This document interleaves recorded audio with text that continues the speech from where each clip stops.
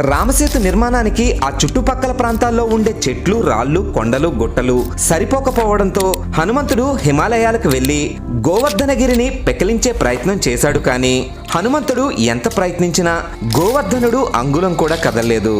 శివకేశవులు తప్ప మరెవ్వరూ గోవర్ధనగిరిని ఎత్తలేరని, అలాగే గోవర్ధనుడు అనుమతిస్తే ఎవరైనా గోవర్ధనగిరిని సులభంగా ఎత్తవచ్చని బ్రహ్మ గోవర్ధనుడికి వరాన్ని ఇచ్చాడు. శ్రీరాముడి స్పర్శ తగిలే అదృష్టాన్ని కల్పిస్తానని హనుమంతుడు మాట ఇవ్వడంతో గోవర్ధనగిరి సునాయాసంగా పైకి లేచింది. కానీ హనుమంతుడు వచ్చేసరికి రామసేతు నిర్మాణం పూర్తయింది.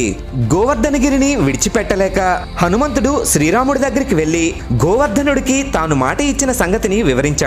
ద్వాపర యుగంలో తాను శ్రీకృష్ణుడిగా జన్మించి గోవర్ధనగిరిని చిటికిన వేలుతో పైకెత్తి ఉద్ధరిస్తానని చెప్పడంతో హనుమంతుడు అదే విషయాన్ని గోవర్ధనుడికి చెప్పి గోవర్ధనుడిని మధుర మండలంలోనే ఉండమన్నాడు.